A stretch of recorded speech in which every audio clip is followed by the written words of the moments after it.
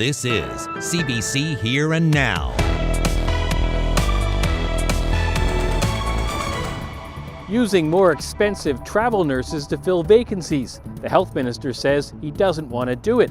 I cannot wait to get rid of travel nursing. The NDP says there's an obvious solution. Coming up on Here and Now. Graders, dump trucks, loaders, they've all disappeared from this important road project here in St. John's. Neither one of the workers, my employees or the government employees, feel safe here on this job. I'll tell you about the cloverleaf conflict that's behind it all coming up. Good evening and welcome to Here and Now. We'll get to those stories shortly, but first, police are continuing the investigation into two neighbors accused of sexual violence. Residents of 1 St. John's Street can expect to see police in the area for weeks to come. Police are investigating two properties on Hussey Drive, that's in the east end of St. John's. 62-year-old Tony Humby and 80-year-old Bruce Escott were charged last year with multiple sexual assault-related offenses against youth going back decades.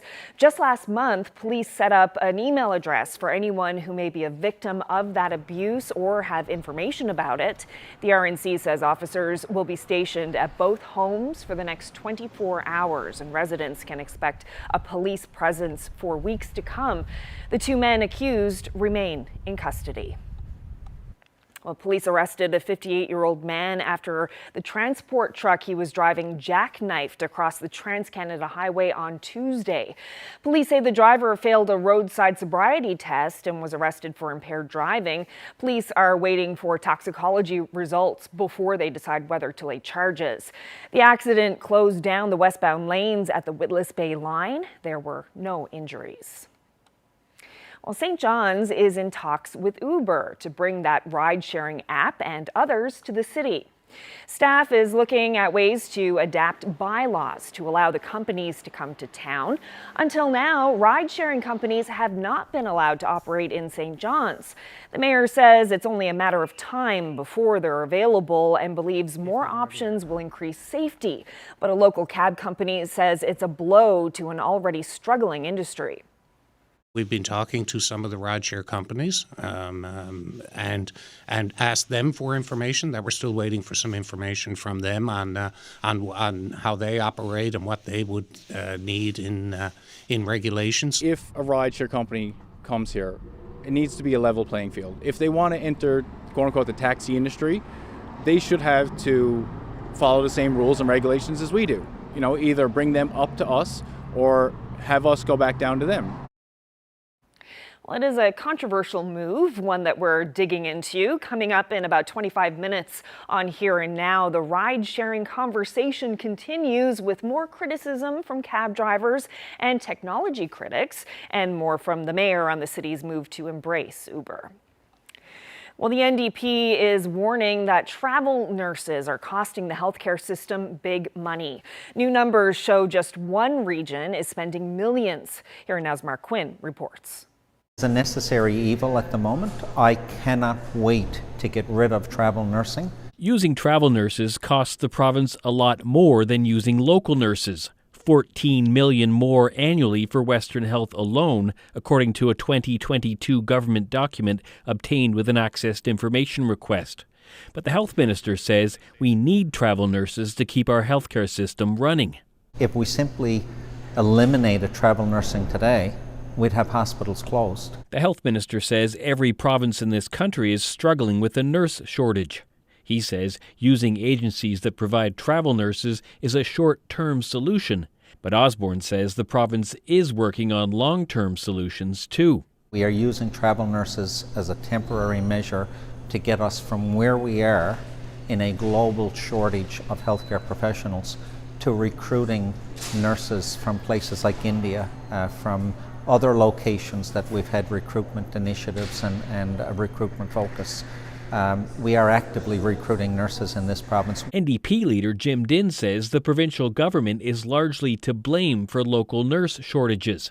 He says local nurses are deeply frustrated with the working conditions they're being offered. Where they feel that the only option is, I'm leaving this job and I'm going to work as an agency nurse which doesn't have the same benefits, but it gives me the one thing, which is flexibility and control over my life.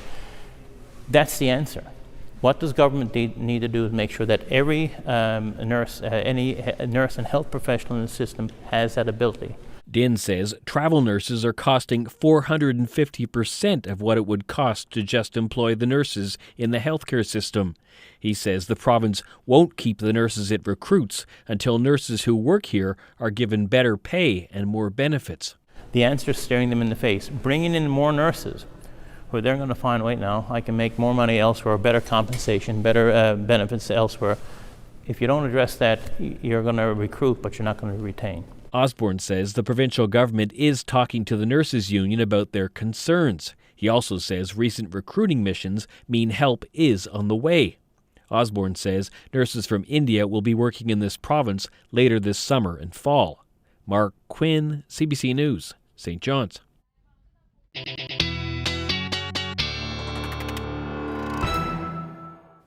Temperatures a tad cooler through parts of central today. Still an absolutely beautiful day. 19 degrees is where you topped out in Gander today, 18 in Deer Lake. And those temperatures along the northeast coast finally seeing into the teens. 14 was the daytime high in St. John's, 16 in Boniface. As you can see all the way up through to the northern peninsula, those temperatures were well into the double digits, 13 in Twillingate, 12 in St. Anthony. And temperatures across the big land back to where you should be sitting for this time of year, however, still a little cooler towards the coast. So what we've got on the go right now is a large area of low pressure to the south here, bringing lots of showers with it. And that will be our weather maker as we head through the day tomorrow. Already seeing some of those showers make their way towards the southwestern portion of the province, and they will continue through the night tonight. Now, as far as the temperatures are concerned over the next couple of days, we are going to see the cool conditions continue as we see the onshore flow for Labrador. Pretty nice through parts of central right as we get through the weekend, but watch what happens as we head into next week. This warmer air will make its way right back into Labrador just in time to start the week next week. I will get into all the details coming up. Thanks, Ashley. Well, another week, another tense development at a high-profile road construction project in St. John's, exposing once again the deep personal animosity between two bitter business rivals as a new interchange takes shape outside their front gates. Terry Roberts has the latest on the Healy-Farrell feud and what it might mean for a multi-million-dollar government contract. Millions of dollars worth of equipment sitting idle today in the yard at Farrell's Construction, not because there's no work for these earth-moving monsters. The owner of all this gear ordered his employees to park their rigs Wednesday evening. Neither one of the workers, my employees or the government employees, feel safe here on this job. Welcome to round two in the latest heavyweight tilt between Billy Farrell, the hard-charging, blunt-talking owner and founder of Farrell's Construction, and Carl Healy, the man who owns this company, Municipal Construction. Not only are they rivals, they're also neighbors, separated by a concrete producer in a heavily industrialized area set aside for quarry operations near Cochrane Pond. They've battled each other for contracts since they were young adults. The latest problem started when Farrell's won a $10 million contract late last year to build an interchange just outside the front gates to their properties to improve access to the Galway development. A recipe for trouble. We anticipated, and this is why we would not have any dealings with the man right from day one. The feud turned ugly last week when Carl Healy tossed aside a temporary gate that was placed by Farrell's in front of his property, damaging a loader owned by Farrell's and rattling workers. We never had like a near miss here. We had close to a fatality with one of my flags people here, and it seems like the government is not going to do anything about it. There hasn't been any problem since the gate was removed, but Billy Farrell says production on the project plummeted following the incident. Workers were fearful, he says, of a similar outburst, so he ordered a general stand-down, dispersed his workers to other projects. We just can't do our job. Farrell insists he did not do anything to inflame the situation, says he won't resume construction until he can get some assurances from government officials and the police that the site is safe. And he's still waiting for a visit from occupational health and safety investigators. I'm behind the 8 ball already, so if I got a shut down for another week or a month, don't make no difference to me. The Department of Transportation is not commenting because this tense situation is under investigation by the Royal Newfoundland Constabulary and Occupational Health and Safety. As for Carl Healy with Municipal Construction, I reached him by cell phone today. When I introduced myself, he ended the call. Terry Roberts, CBC News, St. John's. Well, there are all kinds of ways to record history, and one group in Labrador West came up with a unique idea. They made a quilt. It has panels showing families and groups that are part of the fabric of the region. This is our heritage quilt. It was part of a project that started during our fall festival last year. For me, I think it's the way that everybody in the community came together to contribute. So you have the people that made the squares themselves, you have the group of quilting friends that got together and made the huge quilts. We have 3 quilts. In the end, we collected 240 squares. Originally, I thought that it would be a smaller, maybe lap quilt, and then it just kind of snowballed. So no, I never thought that we'd get to 3 huge 8 by 10, I think they are, quilts.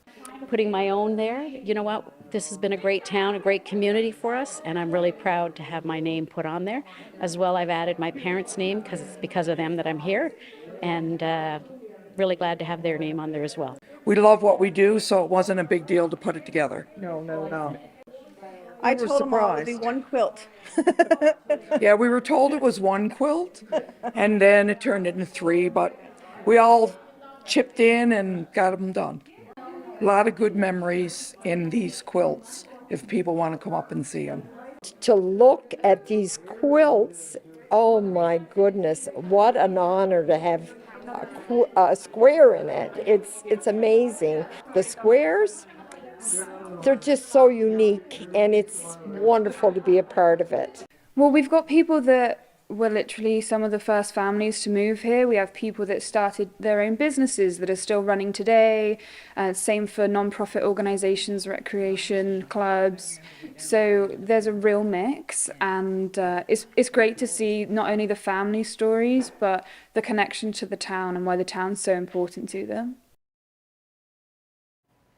Well, it's an area with mining and forestry potential, but there are calls to protect an important piece of land on Gander Lake.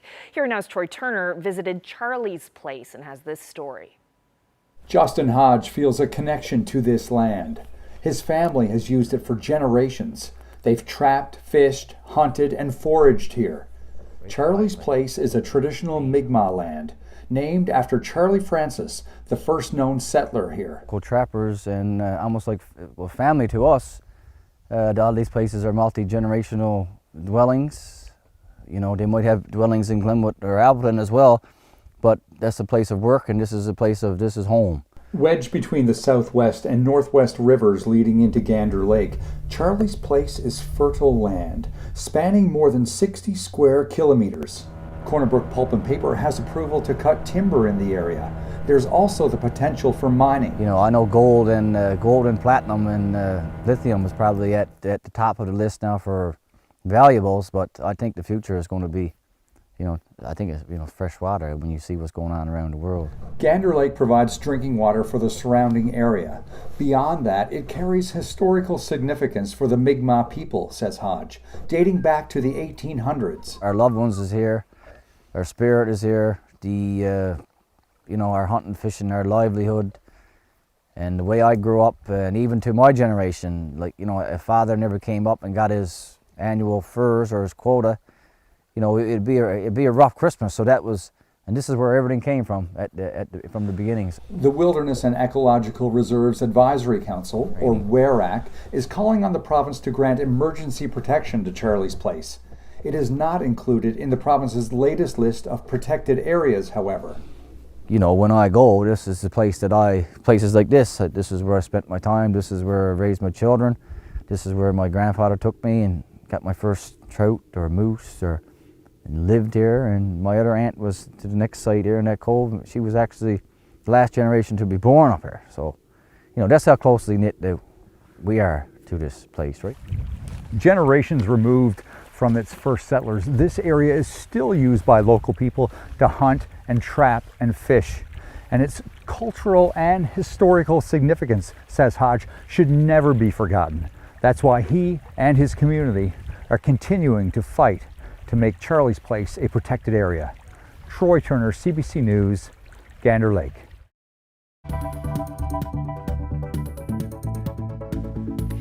They're the scenes and people of Newfoundland and Labrador depicted with breathtaking realism.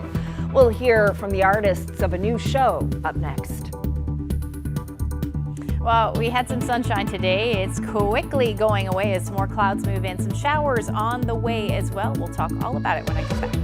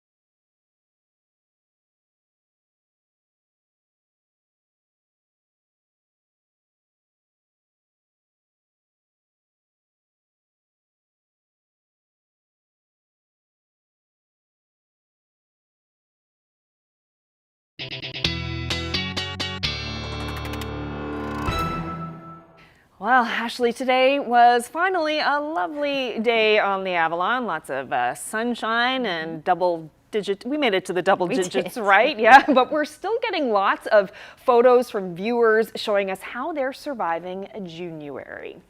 So let's have a look at one. Marilyn Green celebrated her birthday this week. She says she normally goes for a walk in Trinity, and last year the weather was stunning, but this year she says it's stunning in a very different way. Just 5 degrees with drizzle. So in this case, it was a winter coat and hot chocolate instead of shorts. Yes, and there is still time to get your entries into our contest. We have a little swag bag that we're going to give away with all kinds of things to help you keep warm. We have a sweatshirt and a toque and a mug for some hot chocolate. So yeah, just send us an email with your photos. Yep, herenow.nl@cbc.ca. That's where you can send your emails. All right, keep them coming. Okay, so I guess folks will have a chance to take some January photos coming up in the next few days. How's the weather looking? Yeah, it's looking a little wet. Unfortunately, we saw that little taste of sunshine today, but it's just going to be a little memory over the next couple of days. Let's take a look at what was going on today across the country, well, across North America anyway. You can see temperatures not quite as dramatic. Still, 60 degrees in Calgary today, 19 in Vancouver so far. Winnipeg sitting around 21 degrees. You head towards Montreal, it's a tad warmer, 25. St. John's topped out at 14 degrees today, and you can see we did see lots of temperatures into the teens. 18 in Corner Brook today, a little cooler along the south coast. That's because we're in onshore flow, 9 to 10 degrees. And then up across Labrador, generally where you should be sitting this time of year, maybe even a bit below in Happy Valley Goose Bay at 14 degrees, but we still do have some of that colder air certainly in place up across northern portions of Labrador, and that is going to set the stage, unfortunately, for some snow as we head through the night tonight. So right now we've got an area of low pressure just to the south that is spinning some moisture around and will continue to do so as we head through tonight. Fog monster offshore at the moment, but we are seeing lots of sunshine. Looks like the clouds have gone over the sun at the moment, but it is still lovely. 10 degrees right now, winds out of the south-southeast around 19 kilometers per hour. Not overly impressive as far as winds are concerned tonight, but those clouds are on their way. If I zoom in a little bit, you can see that, and they'll continue. The clouds will be on the increase, especially as we head through the next couple of hours, and then some of those showers will make their way right along with it. So still a beautiful evening out there, though. 18 degrees in Deer Lake, a little cooler along the south coast, 7, 8, 9 degrees. And temperature in Corner Brook right now sitting at about 15 degrees. So as we head through the night tonight, temperatures are going to dip, going down to 9 for those of you in Corner Brook, 10 in Grand Falls, Windsor. So generally between about 3 to 10 through the overnight. Winds will stay out of the southeast, a little gusty, breezy, 20 to 40 kilometers per hour across the board. Up across Labrador, you're talking between 3 and 7 degrees. And there's that temperature for northern Labrador into Nain. So you're looking at about 1 overnight tonight. So that will bring the potential for some snow.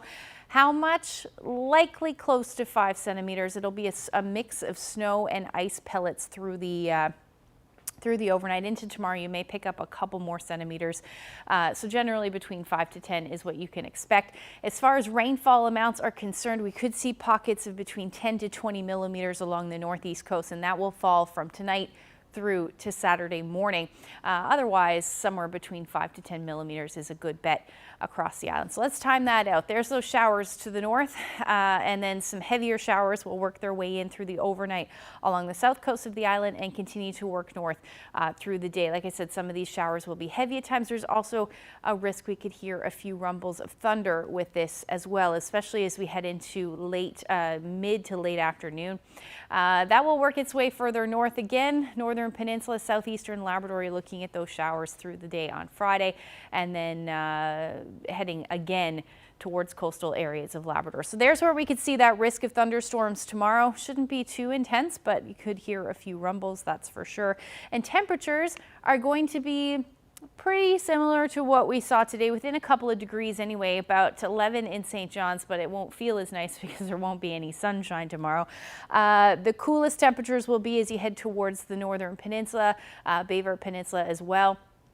Single digits, the story. A little warmer as you head towards central and the west coast. Your winds will be easing as the day goes on through your Friday. And then as we hover around the single digits, still looking at rain and fog towards coastal areas of Labrador. Some sunshine still on tap for Happy Valley Goose Bay. You may see a few showers to start, but you should see the sun as the day goes on with your temperature around 14 degrees. So let's look at your Friday forecast. The rest of the weekend is coming up.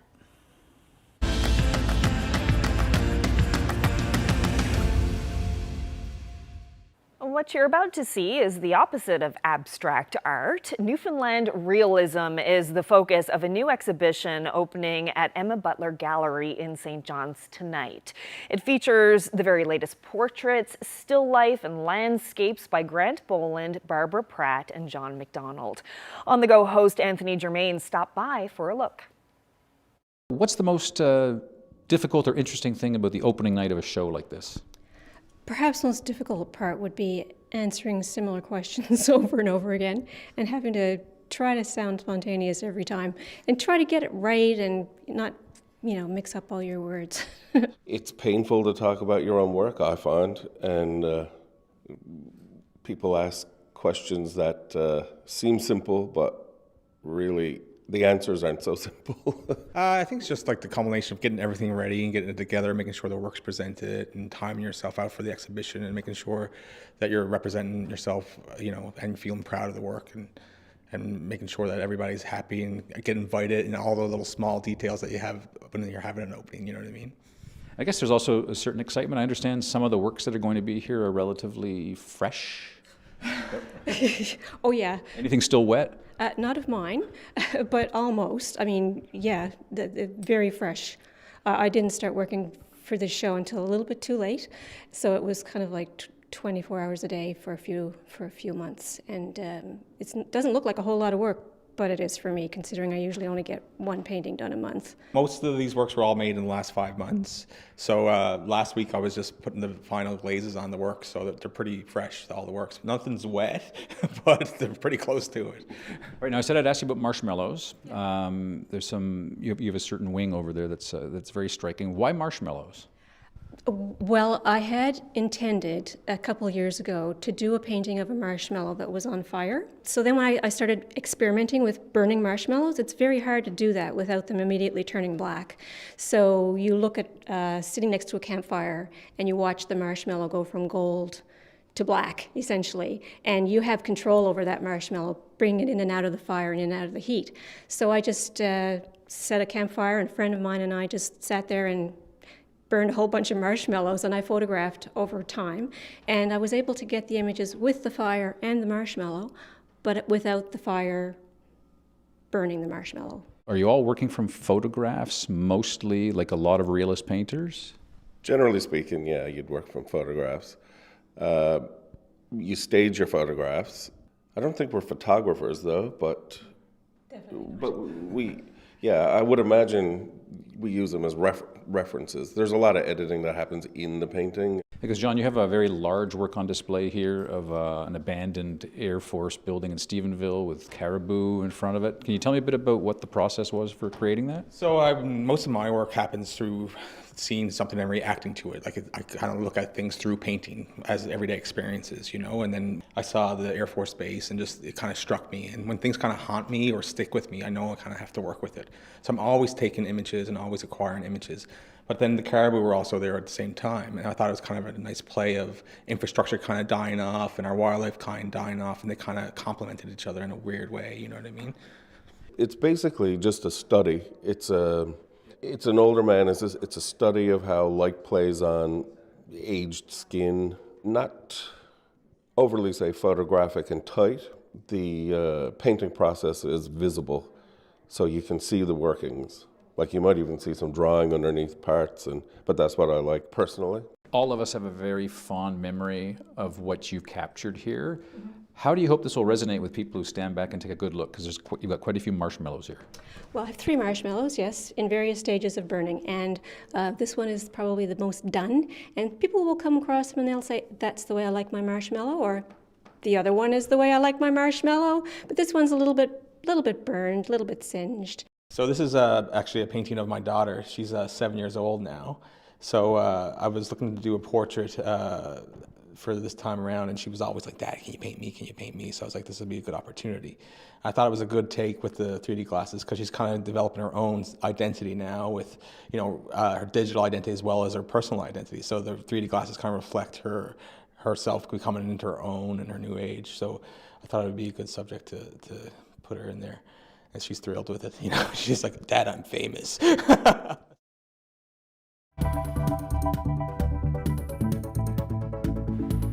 more options to get around town? St. John's is making moves to embrace apps like Uber and Lyft, but cabbies are critical, and they're not alone. That's ahead.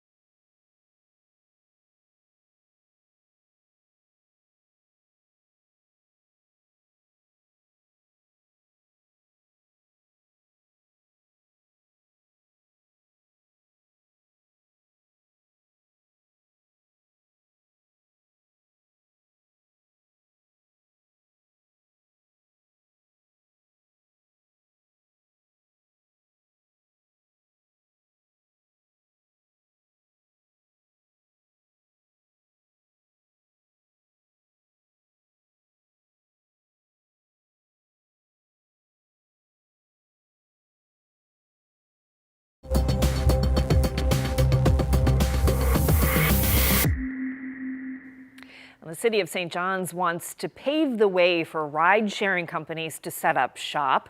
City staff is working on new bylaws that would allow companies like Uber and Lyft to launch in the capital city. Until now, ride-sharing companies have not been permitted to operate here. That decision is creating tension between the city and local cab companies who say they're already struggling. The mayor spoke about this on CBC Radio's St. John's Morning Show earlier today. The whole transportation issue is a big one in the city, and ride sharing, just like Airbnbs is to accommodations. Ride sharing is becoming more common. Ride sharing companies are becoming more common in other jurisdictions, and I think we'd be foolish just to turn our head and say no way to this. I think we have to see the reality, and we have to be prepared for it. But I do know that these problems, they lead to safety problems. And when we have a lot of people leaving, for example, leaving George Street in the morning and can't get taxis out of there, that creates a major problem. So we really need to find a solution. We're working with the taxi industry on issues and with the province, but. I think ride sharing is something that obviously, if companies are looking at it, they think that there's a possibility it could work here, and we need to have the regulatory environment in place so that they know what the rules are before they start to operate here. And Chris Hollett agrees there can be a shortage of available taxis in the city. He's the owner of Jiffy Cabs, but he says he's taking steps to improve the service. We spoke earlier today. So, Chris, what did you think when you heard the mayor first talk about the possibility of Uber coming to St. John's? Well, I wasn't shocked because we had initial conversations. We heard there was rumblings. The provincial government made an announcement to say that they're looking at changing some insurance regulations to allow them to operate here in the province. Mayor Denny Breen did say that, they've heard complaints about the taxi service, the local taxi service from Hospitality Newfoundland and Labrador and the Board of Trade, saying that it can be difficult for people to get a cab, say from the airport or late at night from George Street downtown. What do you say to those complaints? I mean, some of them definitely are valid. The biggest thing that we're trying to put out there is that if a rideshare company comes here, it needs to be a level playing field. If they want to enter, quote unquote, the taxi industry, they should have to follow the same rules and regulations as we do. For them to be classified as different than a taxi service is crazy because they pick people up and they drop them off. We have to go through government regulations. We have to have city inspections. We don't have to check records or criminal records or driving records, but we do. So these are all the extra steps that we put in to try to offer a quality product. How concerned are you, though, about, losing business when this does happen? If they come in, they raise the level of competition, I guess we'll have to raise our game as well. We've already heard about long wait times and, people not knowing how long it'll take. We are now putting in a new system. Hopefully we'll have our new passenger software available next week or the week after. So people will be able to book rides on their own. They're not going to have to, because right now the only way to book a car is by calling dispatch. This new app will be able to put that in the customer's hands. They're going to see how much it'll be, how long it'll take for the ride to get there. They're going to know when it's arrived outside. So hopefully this will drive our efficiency up, so we'll be able to cover some of the service gaps that we're seeing now. But it can't be a wide open market. We can't put 1,000 Ubers on. What do you think that we have 374 taxis licenses in the city, and then open it up to 1,000 Ubers would just be very detrimental to the industry. We've gone to the provincial government, we've gone to the city, and we've told them the reason that there are shortages of cars. The reason is the increased insurance rates. We told them that they need to look at the insurance system as it is and make reforms in order to stop the shortage. I've spoke to other taxi operators. They said if we had, say, $4,500 for insurance, like Halifax does, he's like, I'd be prepared to put on 10 cars. I'd look at filling out my roster pretty quick, because then we'd have the extra cars to cover the gaps on Friday and Saturday night and certain times. And the mayor says that the city is in the process of drafting a bylaw that would allow for these ride-sharing companies to come to St. John's. What do you think about the fact that they're kind of paving the way for this right now?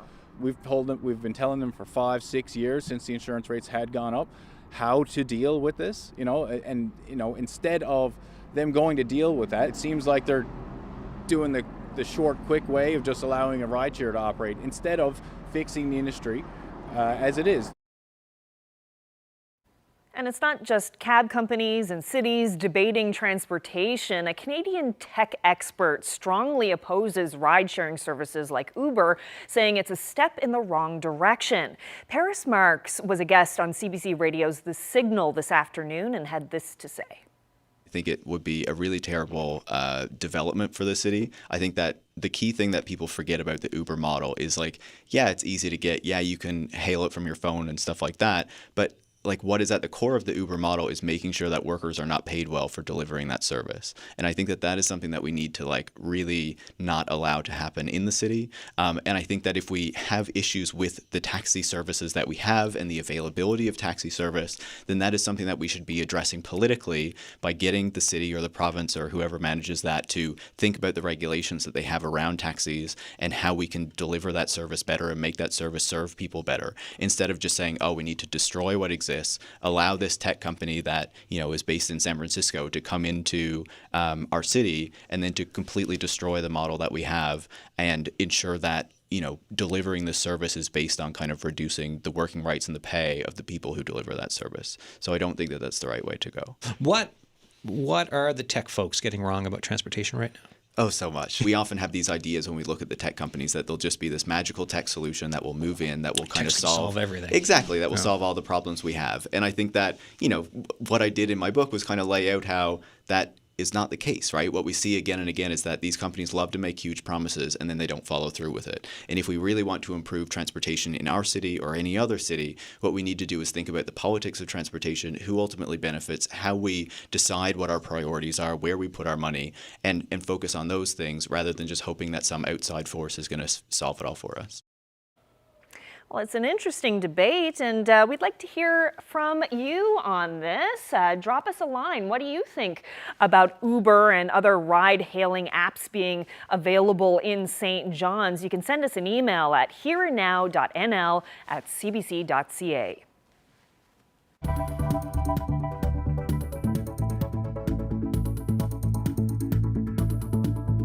Like a lot of people who take this journey with cancer, you go through multiple facets over that period of time. I'm one that's been very fortunate.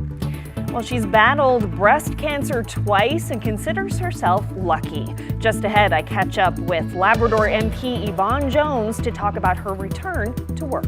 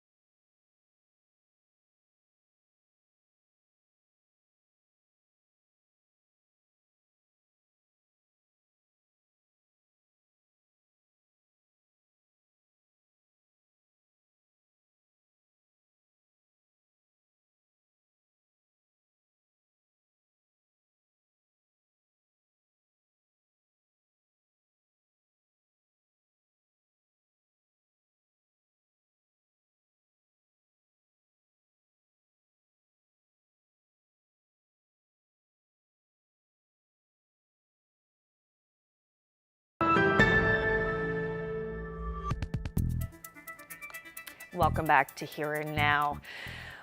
Well, we are going to tell you now about a British couple in Canada waiting for the right winds to whisk them away from a pit stop on the East Coast. They have high hopes of setting 2 world records as they cross the Atlantic Ocean in a balloon.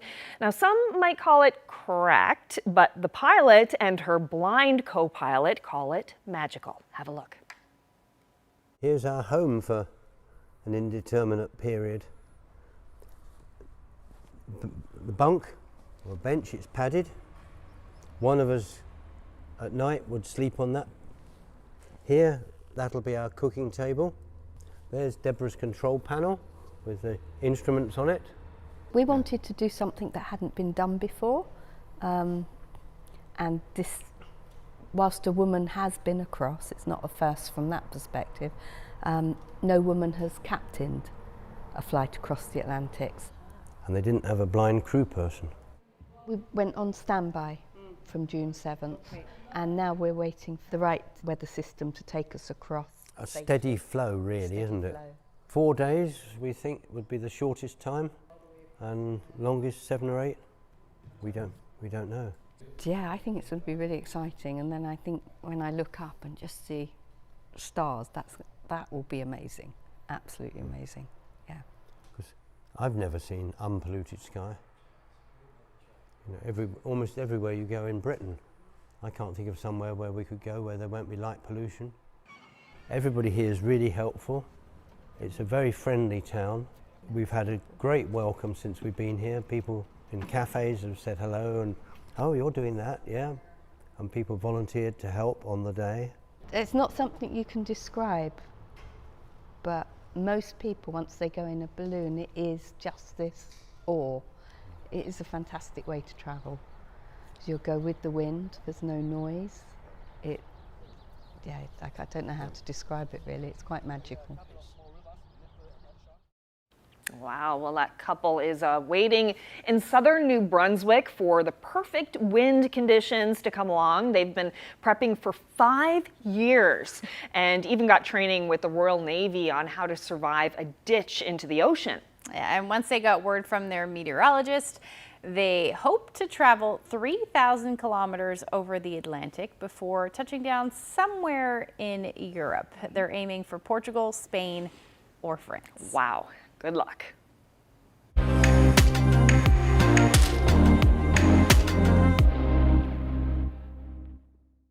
Labrador MP Yvonne Jones received a warm welcome upon her return to the House of Commons this week.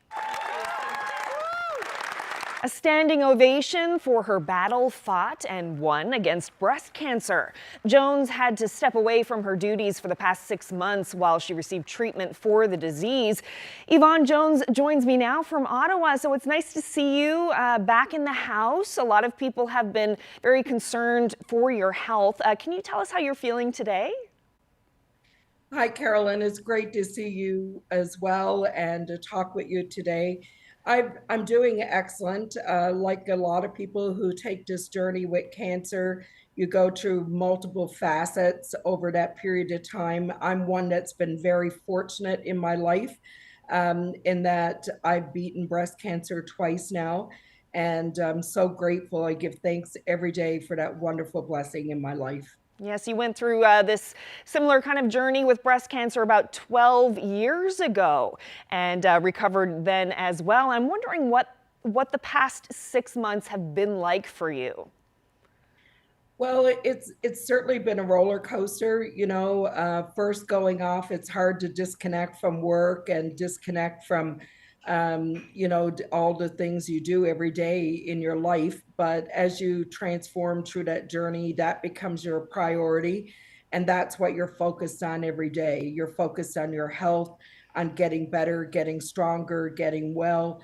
You know, it's a full, your calendar becomes full with doctor's appointments and specialist appointments as opposed to meetings and boardroom events. So, you know, it's always a transition. But the most important part of all of that is staying positive, being optimistic, and looking internally yourself at all of your being, and not just at the physical attributes that you're going through daily. So, you know, for me, I always say the first time I battled breast cancer, I went into it blindfold. I had no idea. Every step was something new, something different, every treatment. This time I kind of had the knowledge going forward. I was better equipped to ask the questions, to be able to know what's coming next, and be more predictable about what those outcomes would be. And you know, so that certainly helped me in this phase. Not that I wish that on anyone, but you know, cancer is something that requires a tremendous battling. It requires a tremendous amount of strength and support. And I've been fortunate to have that support, not just in my husband and in my family, but also in my riding and with my constituents, my colleagues, and my staff. And, you know, as human beings, we're just marvelous people, and I'm surrounded with impeccable human beings in my life, and that has helped me a lot. Mm-hmm. And you know, a health scare can be a time when a lot of people kind of take stock of their lives. They take a look at things, and you've been in politics for nearly 30 years now. I'm wondering, throughout all of this, did you consider leaving behind all of those demands and responsibilities that go along with being an MP? Well, there's been many times in the last 30 years I have step back and reassess where I was in my life politically, and if I wanted to carry on. I guess I do it almost every election. You know, I'm just coming off this journey to good health, and I'm still very much focused on that piece of it. And I'm sure I'm going to take stock again in the future. But as it is right now, I'm just really happy to be back to working for the people of Labrador again. We have a lot of important work that we still need to do, and that's what I'll be focused on. But as it is, I enjoy politics immensely. And I think for a lot of people who go through very difficult medical or health issues in their lives, whether it's cancer, heart disease, it could be any number of things. I think you're right. There's always a process where you evaluate where you are. And I'm sure I'm going to get there in the future, just like I have in the past. But as it is right now, I'm just loving what I'm doing, and I'm going to keep doing it at least for the next while. Well, Yvonne Jones, I know a lot of people are going to be happy to see you doing so well right now. Thank you so much for your time today. Thank you.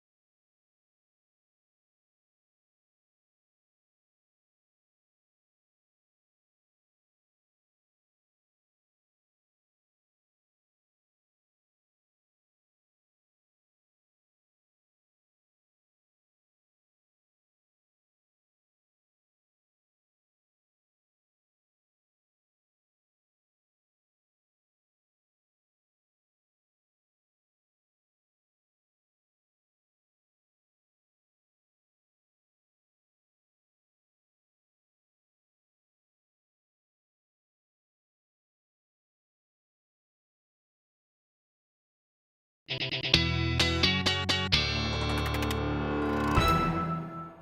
so looking ahead to the long range forecast, which means we're getting into the weekend. Yeah, the good thing is it doesn't look nearly as wet as it did last weekend. Oh, good. What do we see? 60-something millimeters of rain here in St. John's. It will not be that wet. But let's take a look at what it is. Unfortunately, it will be gray. So we will see the chance of showers probably in the morning. I don't think at the afternoon will be a washout, likely just cloudy skies, but temperatures should be into the mid-teens, so about 15 degrees, 13 for those of you in Gander. Likely a few peaks of sun for central, west coast, and along the south coast as well. Port aux Basques should sit around 14 degrees with lots of sunshine. Northern Peninsula, you will hover around the single digits, and also some fog patches in the morning and some showers later on in the day.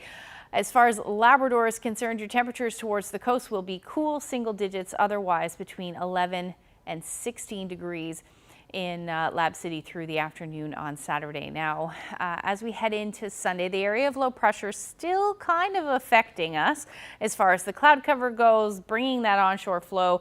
The potential for drizzle will stick around through the afternoon, as will those cloudy skies. And pretty much that's the story across the board. Now, temperatures on Sunday will be a little bit warmer for Labrador towards the coast. So 8 or 9 degrees will be the story for you. 13 in Happy Valley, Goose Bay, 18 in Lab City. So that heat is starting to move in, but generally status quo. So about 10 to 13 degrees across the island. Northern Peninsula, a tad cooler, but overall that will be the story. So you're going to still hang on to those cloudy skies through central.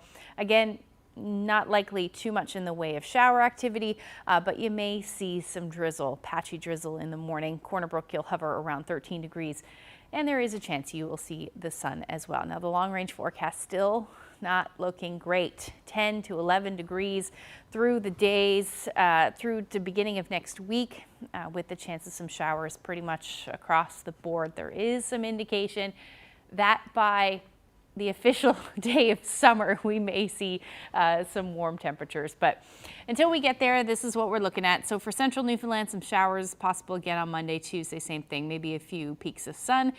Overall temperatures in the teens. For western Newfoundland, looking not too bad by Tuesday with a mix of sun and cloud and 17 degrees. Now for Labrador, your temperatures will generally be on the rise. There's that heat I was talking about, so 26 degrees by Tuesday, with lots of sunshine in the forecast for you. Same thing for western Labrador, between 22 and 25 by Tuesday. So some beautiful weather, that is for sure.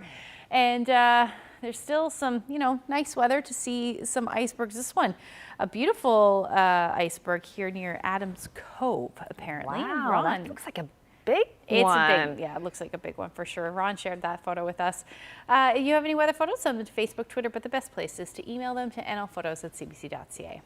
Wow, great. And don't forget your January photos as well. I feel like I want to make a list of all of the positive things that go with having gray, wet, cold weather. Like, you don't get a sunburn. There aren't any flies around. That's true. I don't know. I think I'm going to make a list. There's no forest fires. That's all right. that sort of stuff. Very good things. Yeah. All right, that's it for us. Good night. Good night.